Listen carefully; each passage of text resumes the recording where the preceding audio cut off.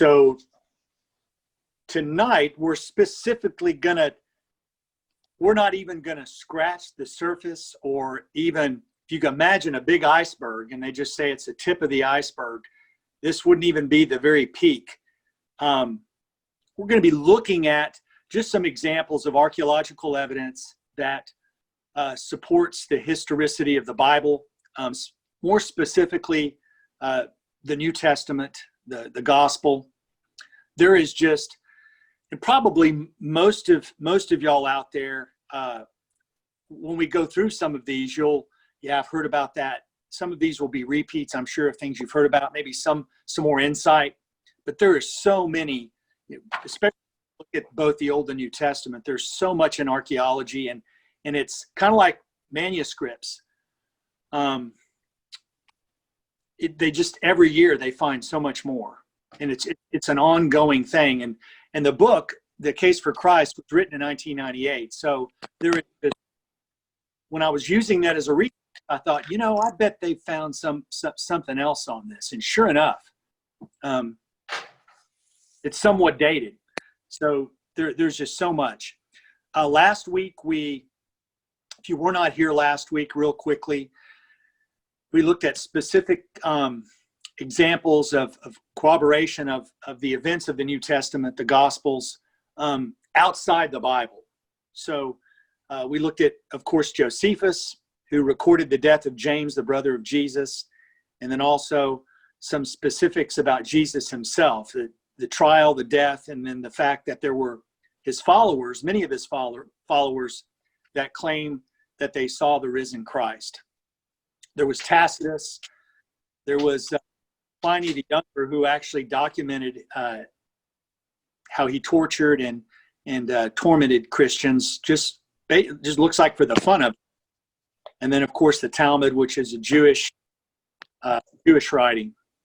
So we looked at some things outside of the Bible that speak specifically to Jesus. So dealing with archaeology, I wanted to quote, there's several quotes that tonight I want to read to you. This is from an expert guy named Dr. John McCray, I'm sorry, it's M-C-R-A-Y. So in the Case of Christ, he interviews Dr. John McCray, who happens to be a brother. He's a member of the Lord's Church. He recently passed away. I believe it was 2017, but he's one of the renowned experts in biblical archaeology, and he is a member of the Church of Christ. I want to read a quote from Dr. McCray. So if we dig in Israel and find ancient sites that are consistent with where the Bible said we'd find them, that shows that its history and geography are accurate. However, it doesn't confirm that what Jesus said is right.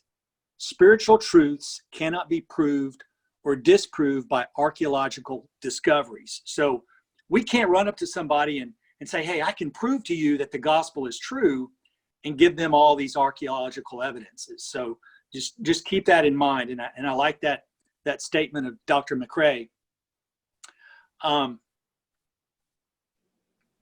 Keep in mind too that when you're looking at archaeological evidence, if ancient historians, if their incidental details check out time and time again, it gives us an increase in confidence in the other things that they claim, the other things that they write.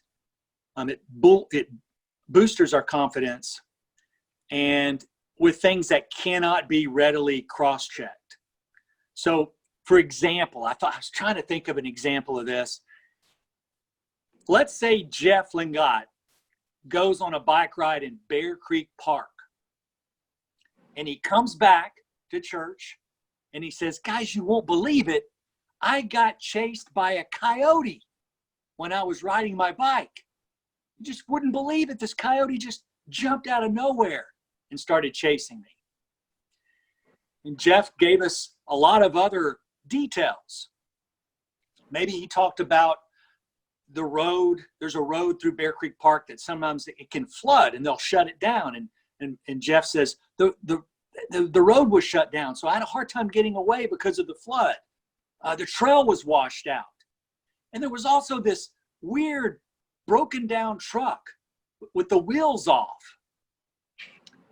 So Jeff gives us a lot of details that we could go back and we could actually check him on, right? We could go back and research some of this. Now, there was no video and there were no other witnesses maybe. So as far as the coyote, if we can trust Jeff on some of the other details and go and look at some of these other things and go, yeah, check, that's true. It gives us confidence that some of the things Jeff would tell us that maybe we can't readily cross-check are also accurate. So that's kind of what I mean with some of these archaeological finds. It kind of bolsters our confidence in some of these other things that we can't readily verify. Okay, and that's actually really happened. No. Yeah. It was actually 2 coyotes. No way. Yes, way. It was actually around Westlake off of Salona. There's some green space over there, and those things are ugly too. Oh my! It actually chased you? They didn't chase me. I was on a bike actually, but they're in front of me, crossing the road. So. Good example, Lee. But yeah, it's funny that you picked a coyote. Yeah, and I'm not even an inspired writer, and I just crazy. That's funny. I saw you, Jeff, the other day riding your bike, and that's what made me think of that. Yeah. But if you had talked about fishing and the Jeff caught a big fish the size that you've never seen, maybe I don't know how believable that would be. Yeah, that's funny. That's funny. So, does the New Testament check out on the details? Now, the same also applies. We talked a little bit about Josephus. It's interesting that Josephus, in his writings, described the size of the harbor of Caesarea, and he described it as very big, and he compared it to another harbor that was also very big. And when you go out there, or earlier on before they did some excavation, when you go out there, it doesn't look that big. And so for a long time, people thought that Josephus didn't know what he was talking about. So when they began to do some underwater studies and excavation of what was under the water, they realized that Josephus did know what he was talking about. And his description of the harbor of Caesarea was spot on. So it's not just the biblical writers, these ancient manuscripts. This kind of thing goes on with all of them. It's not just limited to the Bible or to the New Testament. So the first specifically writer I want to talk about is Luke. So Luke's accuracy as a historian. And it's interesting because there are several instances with Luke that are very similar to Josephus, where at first people thought that Luke was totally way off, didn't know what he was talking about, but he was later vindicated. So in Luke 3, verse 1, he refers to Licinius as the Tetrarch of Abilene in right about AD 27. However, Licinius was ruler of Chalcis a half century earlier. So there was a Licinius who was a ruler, but it was of a different place, and it was about 50 years earlier than Luke claimed. However, later on, they found inscriptions that later verified that there was a Licinius who was the Tetrarch of Abila near Damascus during the time of Tiberius, which was 14 to 37 AD, which fits that time period that Luke described. So in reality, there were 2 different rulers with the same name. They just ruled at different times, about 50 years apart, or different places about 50 years apart. In Luke chapter 7, verse 16, he uses the term politarchs. This is a Greek term, and it's used to describe city officials. And for a long time, that term was not found in any other ancient Roman document. So they just assumed, again, that Luke messed up, or he didn't know what he was talking about, or he was using an unfamiliar term. Later, another inscription was found on a 1st century arch that specifically read, "In the time of the politarchs." Since that time, they've found 35 inscriptions, several of those from the city of Thessalonica, from a period that's contemporary with Luke, that do use that term. And so it's almost like for a long time they couldn't find it, and then all of a sudden they started finding it. So Luke is vindicated again. It's interesting that when you look at all of Luke's writings, so that would be the Gospel of Luke and the Acts of the Apostles, he actually references 32 different cities, 32 different countries, 54 cities, 9 islands, without a single mistake. They've all been verified. There's something else I wanted to read to you. So if Luke was so painstakingly accurate in his historical reporting, said one book on the topic, on what logical basis may we assume he was credulous or inaccurate in his reporting of matters that were far more important? Matters, for example, like the resurrection of Jesus, the most influential evidence of his deity, which Luke says was firmly established by many convincing proofs. That's from Acts 1, verse 3. So there's a lot of other things we could say about Luke. Many of y'all know that he's considered by many experts as a historian of the first rank. Anybody have any comments on anything we've covered so far?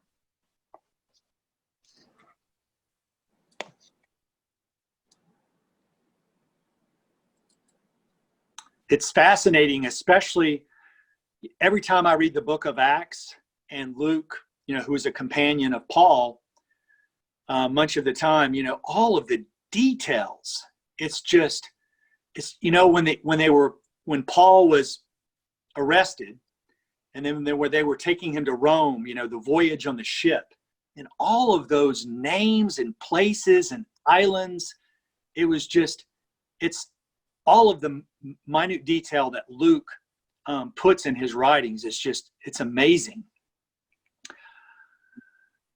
Lee, I guess something that came to mind too is as you learn more and more as you're reading the epistles, and you're reading them more on a more personal level with Paul, and he says, yes, I needed, Timothy to bring my writings from and my cloak to me from so-and-so place.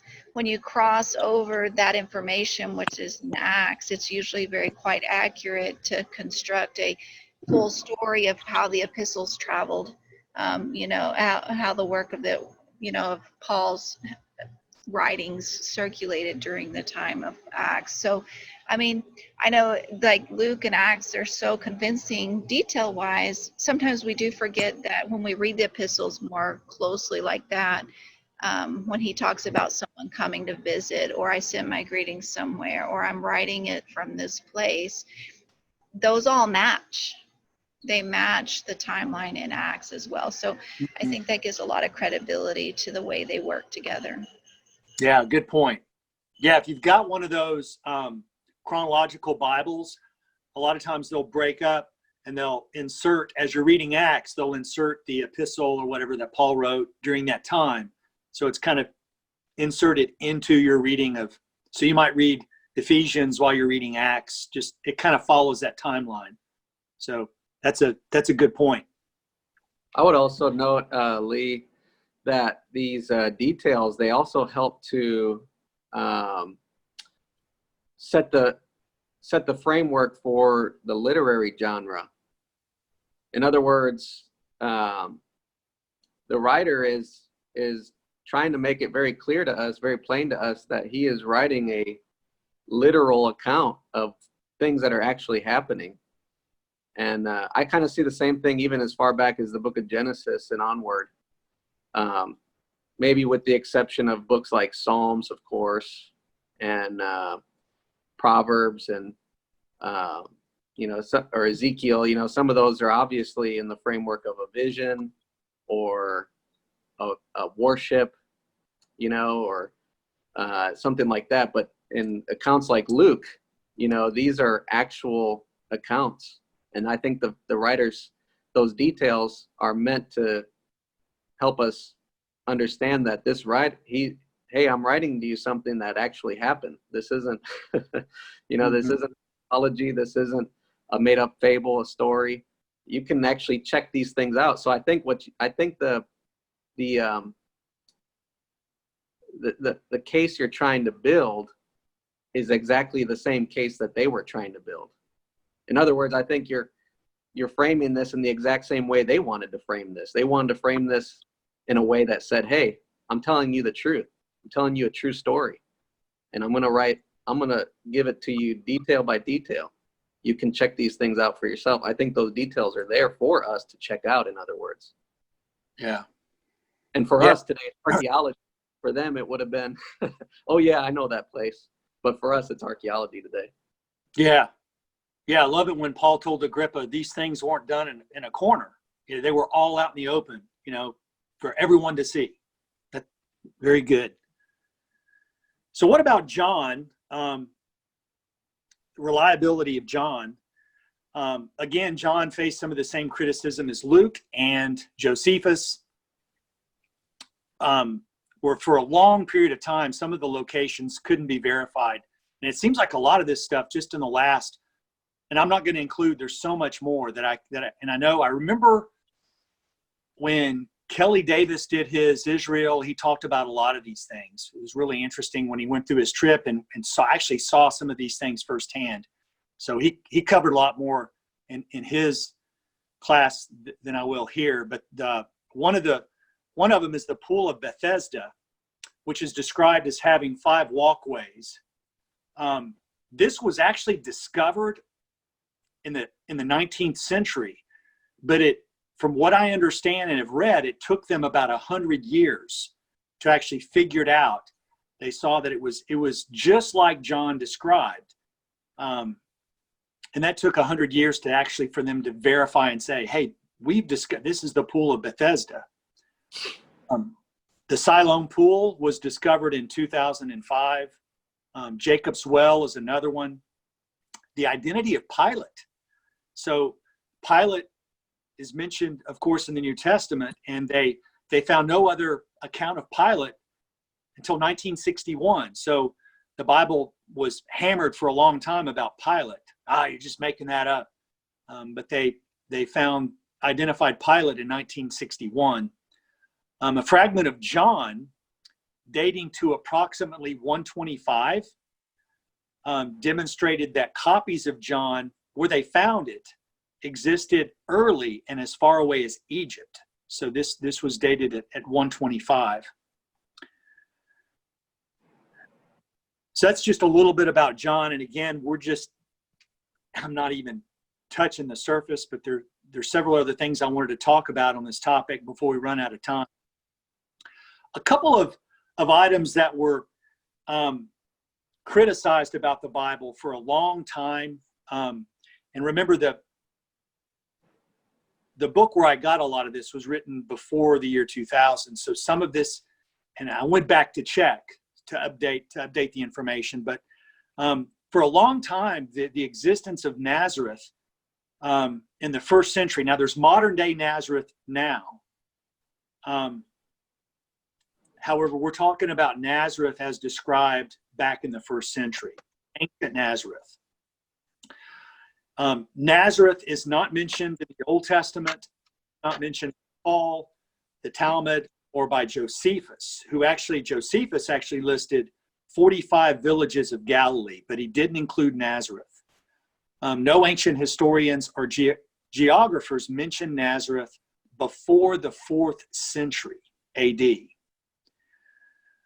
It's believed that Nazareth was a very small place for a long period of time. We're talking like 60 acres with about 500 people. Oh, what's up with Nazareth? One of the things they found was that, remember, Jerusalem fell at 70 AD.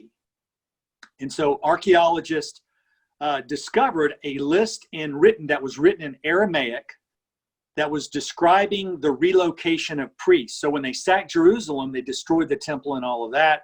And so they relocated the priests to different locations and their families. And so one of the priestly families is described as having been moved to Nazareth. This is the 1st century. Now, since then, I went back as I was preparing and I thought, I bet they found other things about Nazareth. And sure enough, they're actually digging on Nazareth today, ancient Nazareth. And now they've changed from 500 people. They believe it was quite a bit bigger, like possibly 1,000 people.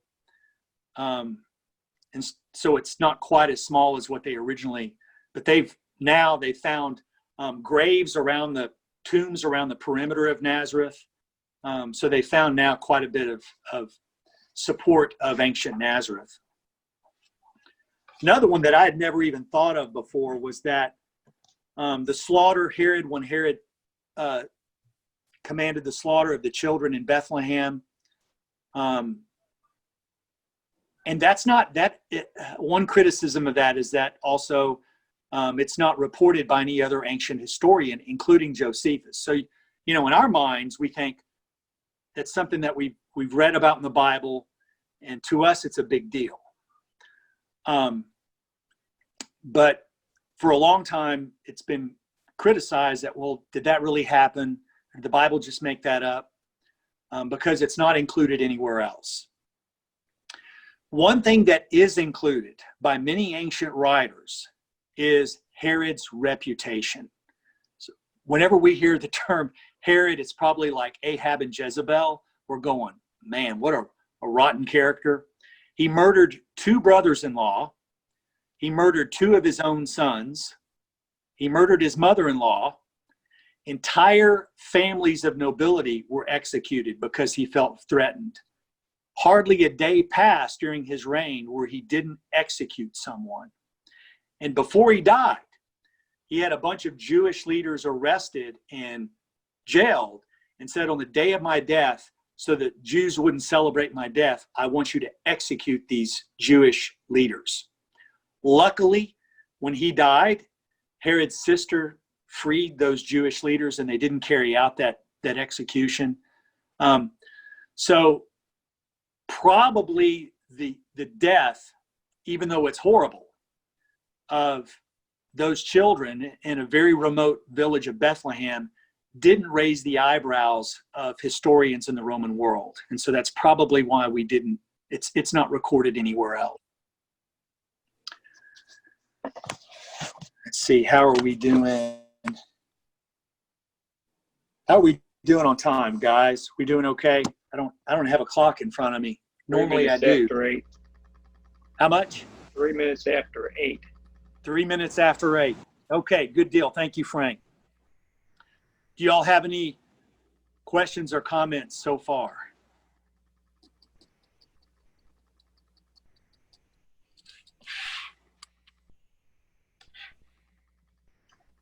Can anybody think of something that I'm leaving out when you think about archaeology, and not just the New Testament, but the whole entire Bible? There anything that comes to mind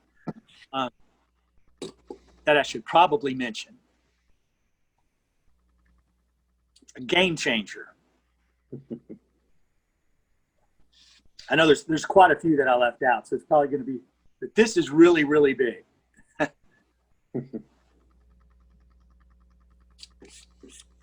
Any guesses on what I'm going to talk about next?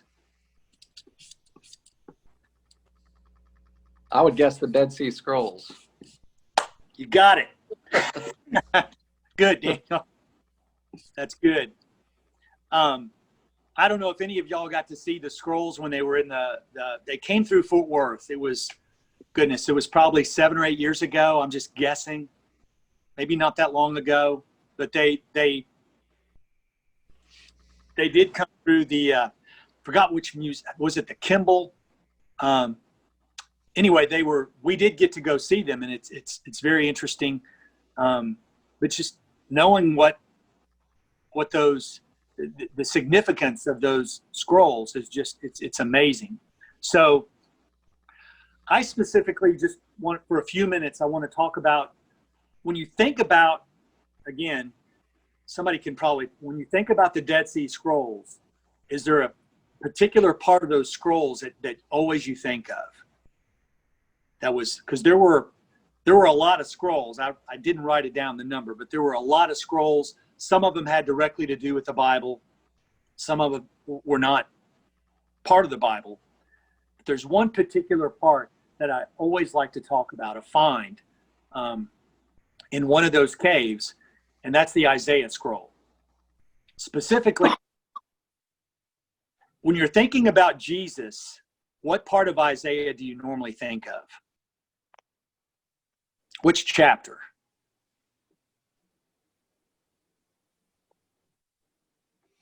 Like I always, whenever I think about Isaiah, I think about Jews today that deny that Jesus is the Messiah, and I go, how can you miss it? How can you miss it? And that's Isaiah 53. When you read Isaiah 53, you know without a doubt, it's so specific. You know that it's talking about Jesus Christ. It's just amazing. Before the discovery of the Dead Sea Scrolls in 1947, the oldest manuscripts we had of Isaiah were the Aleppo Codex, and they were dated at 930 AD. So that's almost 1,000 years into, after Christ. And of course, Isaiah was written in 700 BC. So you're looking at a big gap between the oldest manuscripts that we have for Isaiah and when it was written by Isaiah in 700 BC. So, you're talking, pushing up on almost 2,000 years, 1,700 years or so.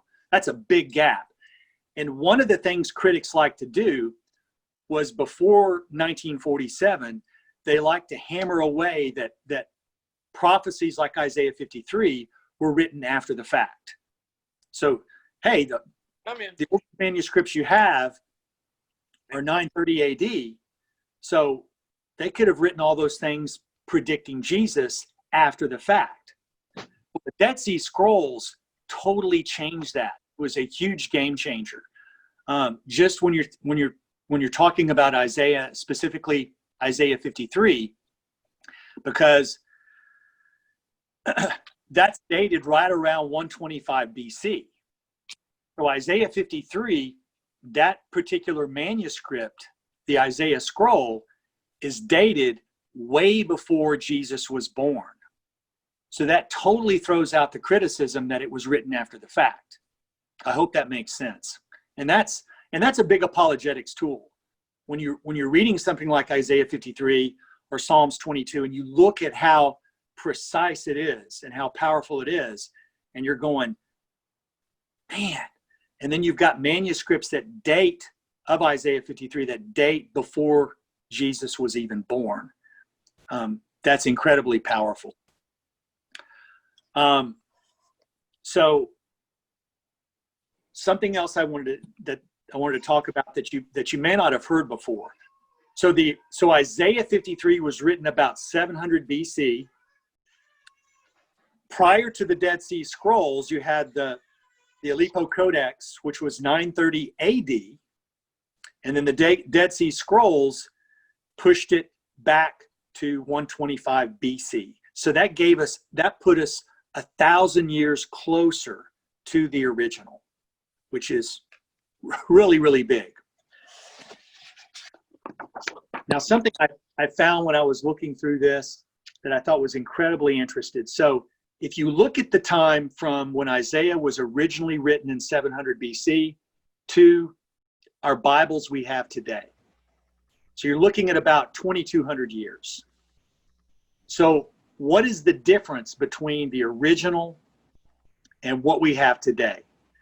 And there's a guy that actually figured this out. His name, you probably have heard of Norman Geisler. He recently passed away. He's a biblical scholar, very knowledgeable guy.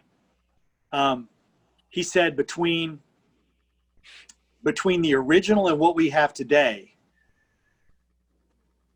Now, if you look at Isaiah, just Isaiah 53, it contains 166 words. Just in Isaiah 53, there's 166 words. So between the original and what we have today, thanks to the Dead Sea Scrolls, we put that in there too, there are 17 letters in question.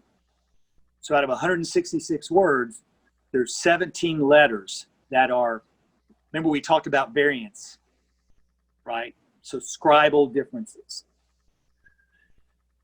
Out of all of those differences deal with spelling or stylistic changes.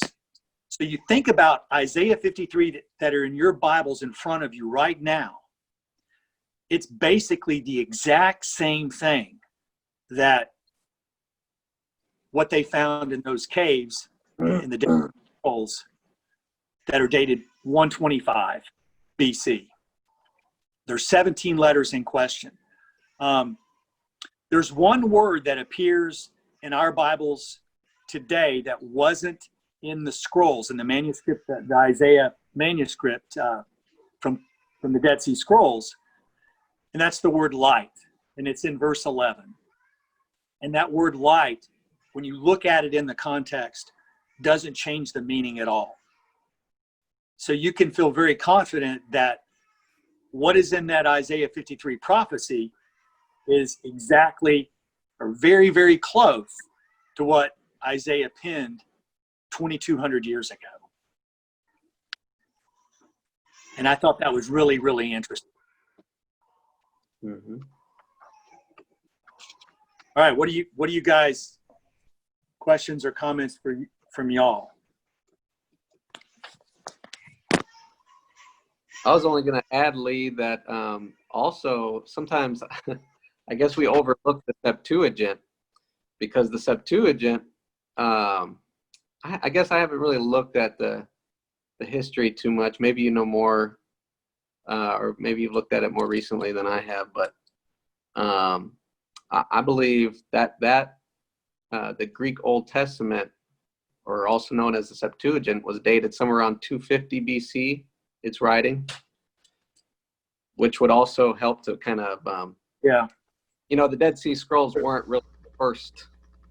They certainly helped, at least manuscript-wise, but I think generally the Septuagint's always been accepted around that 250 BC date. So that's also at least another piece of evidence there. But I just don't know much about the manuscripts and all that with the Septuagint. Yeah, that's a good point. I don't either. So, but yeah, thanks for bringing that up. I'm more familiar with New Testament manuscripts, but the Old Testament, they do have some extremely old manuscripts that from other parts of the Bible too that date back way, way back. So yeah, the Dead Sea Scrolls kind of stole some of the thunder of that, but there are very important manuscripts, the Septuagint too, that also contribute. So that's a really good point. Just that they didn't have a copy of Isaiah that was that old in all of these old manuscripts that you just mentioned. They just didn't have an Isaiah scroll. Yeah, they may have, Frank, that's a good question. They may have had fragments, but they had, with Isaiah, they had like more complete, and what a lot of people, what I used to think, when I was first getting into this was that, a manuscript meant the whole thing, that a manuscript could just be, a fragment, or it could just be a word or two, a torn page. I guess So I've always heard how meticulous the Hebrews were in destroying old scrolls when they had the scribe make a new one, and the old Yeah. one wore out, and they destroyed it. From what I was led to believe, you're saying that some of them escaped that end and were actually found. Not surprising, but it does. It's a little different than what I had heard before. So that's interesting. yeah, I can imagine if they didn't destroy them like that, how much we would have. Yeah, that's Why I thought when you said that the oldest, maybe it's just a complete manuscript of from about 1000 AD. There are all these fragments that also are present. yeah, that's the Aleppo Codex, which was dated 930 AD.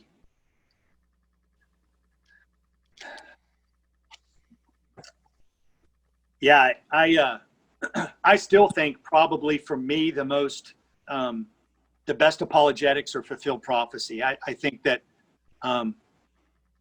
a lot of this other is extremely valuable, but I think a lot of Christians don't use fulfilled prophecy, because when you look at Paul or Peter, when they were out preaching the gospel after the death of Jesus, Jesus time and time again said that so it may be fulfilled. And on the road to Emmaus, he told the disciples there, were you guys not paying attention? Didn't you know that everything that was written about me had to be fulfilled? And then both Peter and Paul are described as proving their point, using fulfilled prophecy to the Jews. The Jews would definitely understand it because they had a thorough knowledge of all the Old Testament. So it's two, you bring up prophecy to people that aren't believers, and they'll go, well, what prophecy? What are you talking about? You talking about Star Wars? What are you talking about? Luke, he fulfilled all the prophets, right? So you can get into other discussions that could go off on meaningful. No, Star Wars is copying the Bible. Jesus was the one who was to come, and you could really get off of some good stuff talking prophecy. So, well, that's all I have tonight. We covered everything that I had.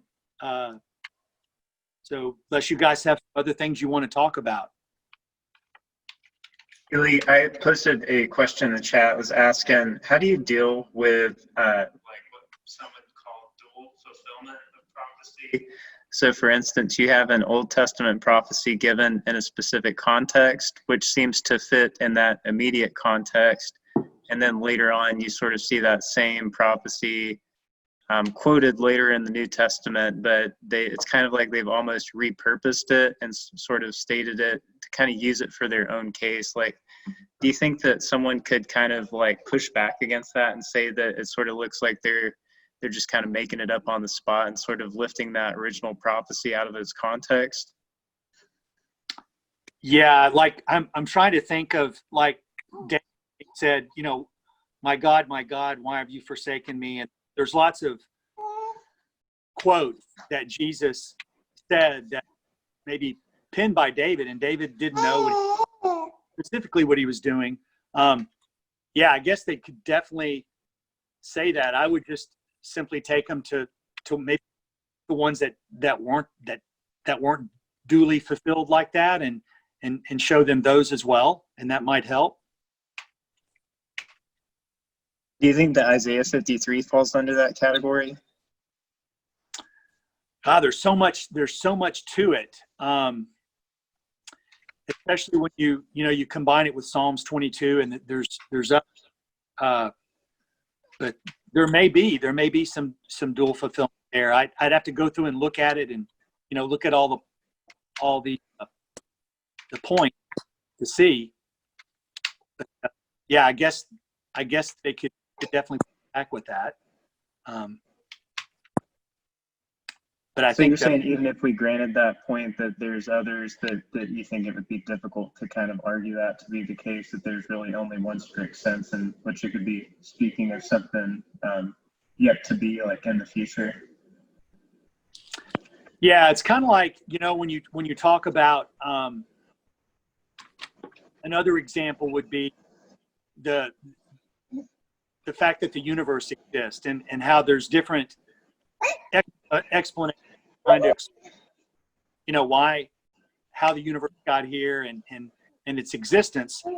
People can say, well, what about this? Well, it could be, it could be this. It doesn't mean that it, I just, in my opinion, it's just that it makes more straightforward sense to look at it and go, this is a prophecy by Isaiah, and look at all these things that he's listed, and not just Isaiah, but all the other prophecies that are mentioned about Jesus and how he's fulfilled every single one of them. And the best explanation, in my opinion, is that Jesus nailed it and he's the Messiah.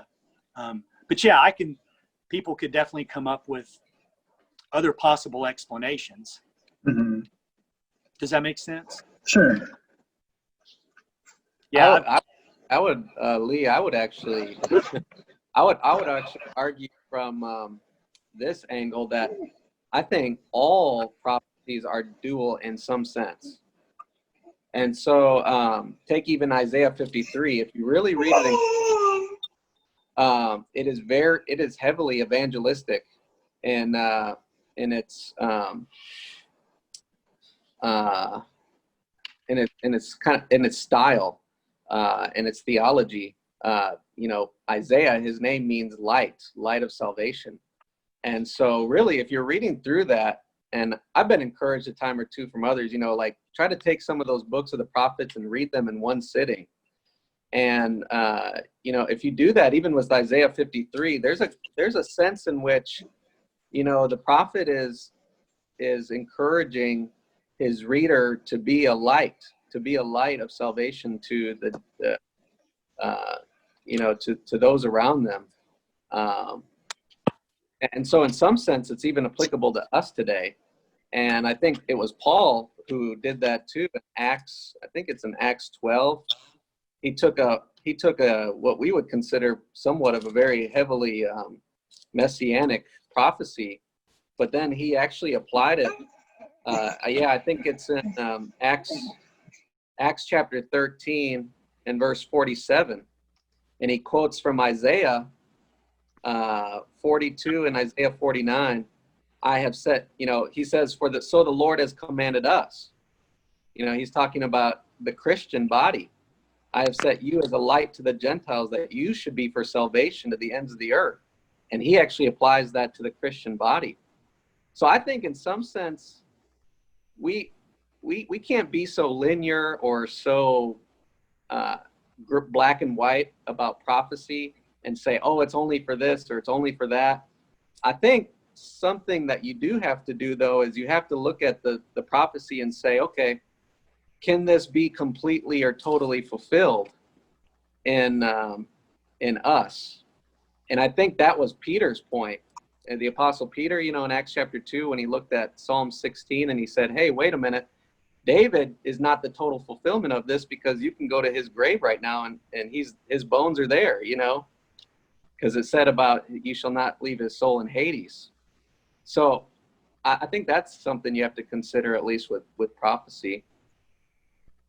But my biggest challenge with archaeology sometimes is, like if you're talking to someone about prophecy, especially, and then archaeology, how do you get away from that? Hey, they prophesied this, and then this happened. So let's say they prophesied it in 700 BC, and it was about something that would happen in, like Nebuchadnezzar or the Persians or something. And then archaeology proved, that prophecy is like way in the past, right? I mean, it happened and it was prophesied in, let's say, 700 BC and then it happened in 600 BC. You know, you deal with that, but that's kind of a struggle with me. You know, like, I don't know how much I'm actually convincing someone of something when it comes to those kind of prophecies. I don't know if that makes a lot of sense or not. Yeah, I think Yeah. one thing that if you were in a position where you could sit down with someone and maybe over coffee, or you had 5 or 10 minutes with them, and you could go, well, hey, let's just take a look at, let's read Psalm 22. So you sit down with them and say, read that. And then who do you think that's talking about? And if they know anything about Jesus, you don't have to be a biblical scholar. You know, they can see that and go, they're going to, you know, put it all on them and say, who do you think that's talking about? Or read Isaiah 53. Who do you think that's talking about? And if they're honest with themselves, they'll go, well, it sure sounds like they're talking about Jesus. Hey, the Roman soldiers bartering for his clothing. He was pierced. His friends betrayed him. It sure sounds like, and just don't really try to argue with them, and just ask them, what do you think? What do you think? Who do you think who do you think they're talking about? I think so many times we feel like, and I'm guilty of it. Do you think that one specifically, do you think the argument could be made though that we and early writers would be kind of reading it from a biased perspective, so they kind of see Jesus as the Messiah, and so like they wrote gospels, and so they're using kind of literary tools and making specific allusions to specific prophecies to try and highlight certain aspects of his character and try to show that how he lined up with messianic expectations. And couldn't someone kind of like make the charge that they purposefully went back to that prophecy in Psalm 22 and kind of included those elements in the narrative of the gospel to kind of make it line up with the psalm without it necessarily having to be predictive in and of itself? I guess they could say that. But I mean, how would you counter that? Because you see clear evidence, kind of what we've talked about a little already, where they went back and they kind of reinterpreted some of these prophecies from their original context and sort of applied them in a new fashion in light of the reality of Jesus and who he was. And so I guess first of all, would it even be wrong? We can't have this assumption that it wouldn't be correct or right for them to do that, but I don't see why they wouldn't have the license to do that. But I guess, would you have a response for that, or? Yeah, and two, it's kind of what I was just, without giving it a whole lot of thought, if I was talking to someone and they were bringing that kind of thing up, I would sit down with them and just say, specifically, what part of the prophecy do you think the gospel writers manufactured? And two, real big, what evidence do you have for it? Because again, they're trying to put us on the defensive and have us have the burden of proof. Well, then if they're asserting that, then they're making an assertion, and they should also have a burden of proof. So off my head, without really having to think about it, I'd go, well, what evidence do you have that they did that? I think they would maybe just say, like, common human intuition. They'd say, which of these is more likely, the miraculous thing that this was, miraculously foretold, or the person writing this account had access to Psalm 22 and wrote the account to match up with these elements of the prophecy to make it fit. So, I mean, I think that's like a defense that they could basically use and put out there. I mean, I think you could probably just also state the sheer connectivity between the two. Even let's say that it is lifted, correct? I mean, the fact that the events still occurred in Jesus' life, or, those things that were prophesied.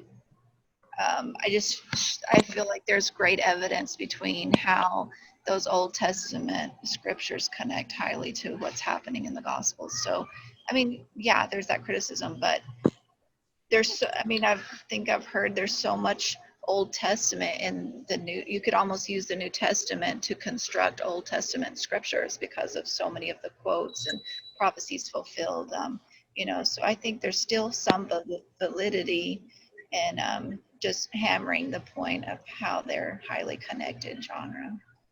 Yeah. I think too, to Zach, I think something you mentioned before might talk about.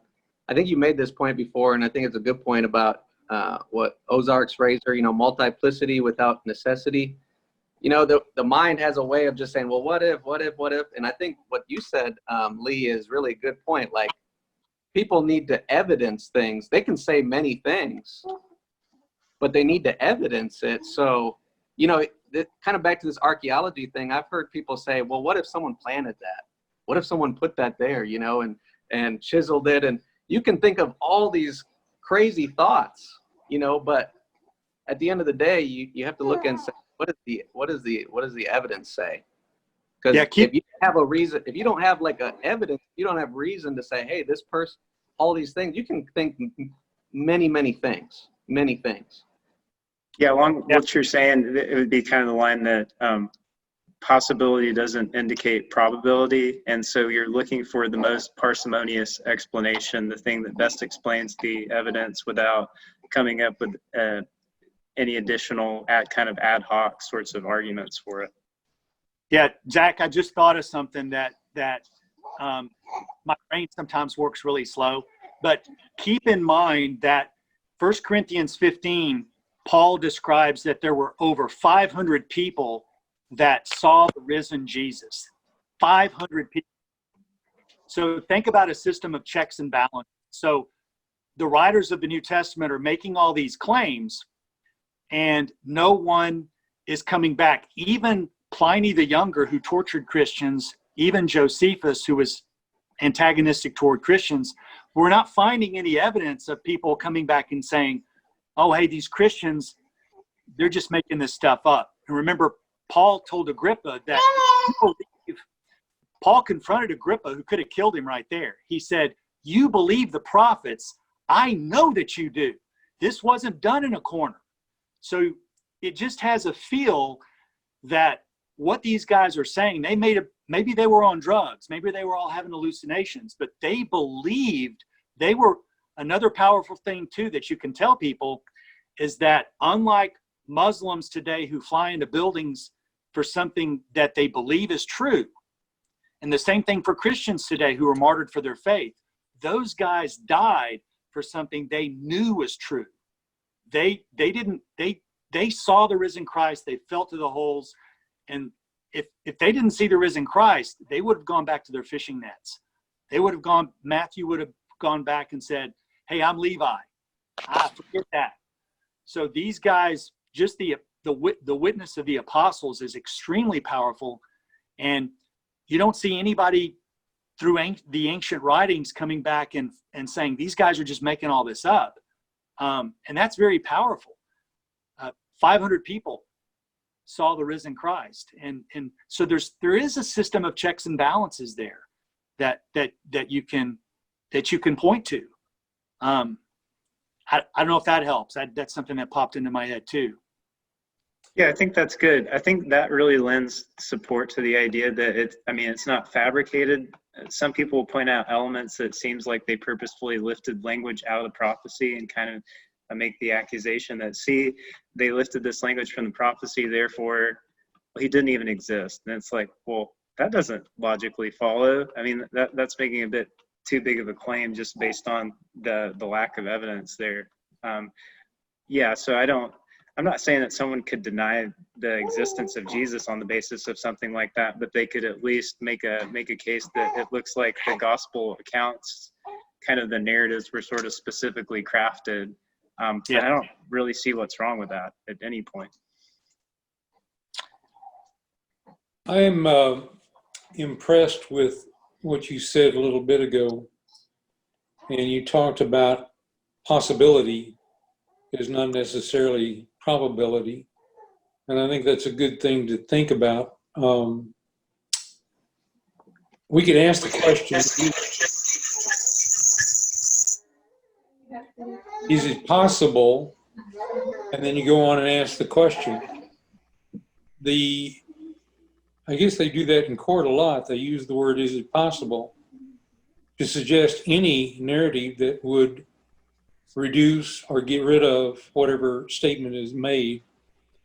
And sometimes when you talk about the people of the world challenging our beliefs and faith, I'm not sure it's always important for them to have proof or probability in their arsenal to show us what's wrong with our beliefs. And it seems like we spend a lot of time defending the possibilities of them saying, well, it could be wrong. But what we're doing here tonight is talking about what could be right. And we're trying to talk about the things that help show us from a factual point of view, a complement to our spiritual faith-based view.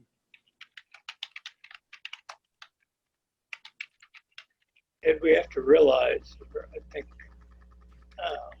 it would behoove us to realize that we are making claims for Jesus that are basically supernatural. So it's a high bar, sort of, that those with faith have leapt over, but those that are starting out with no faith, they have to get up quite a bit of momentum to jump over something that is, in their view, impossible, physically impossible. So I'm just saying that it is understandable somewhat that they try and come up with other possible explanations for prophecies being fulfilled or not being fulfilled. And I liked Clarice's point that once you start looking at a volume of these things that are cross-checking, so to speak, it tends to add up to a lot of evidence. Yeah. In my view.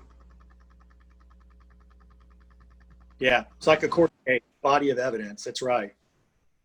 Cumulative case. Right. Yeah, there's one guy, Jay. Are y'all familiar with J. Warner Wallace?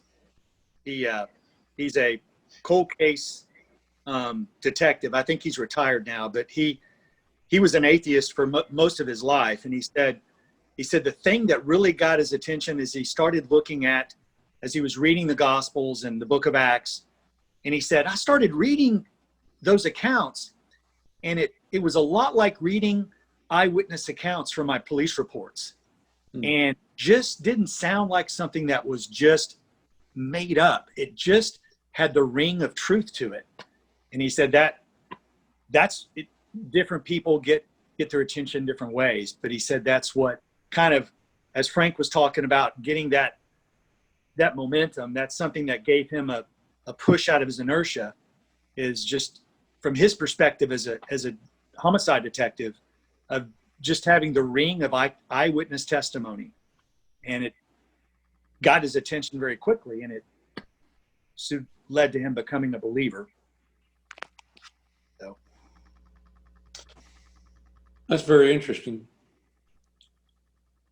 I got to tell you, for my money, one of my proofs and one of my joys is situations like this, where I look at my screen and I see the people on it that in essence is confirming the faith. When I go to the building on Sunday morning and I see 140 people in there, they're there because they believe in the Christ, at least most of them do. And they are living their lives because of their faith. To me, that's evidence and that's testimony that is real and really can't be argued with a whole lot. I mean, you can come up with the what ifs, but they're saying, I believe. And I think that's significant.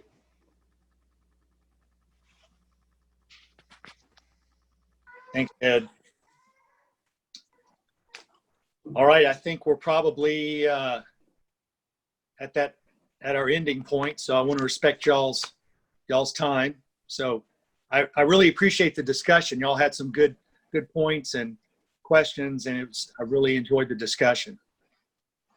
Thank you, Lee. You did a good job. It was very interesting. I'm glad I was on there. Really. Yeah, thank y'all very Everyone have a good evening. Thank you, Lee. You bet.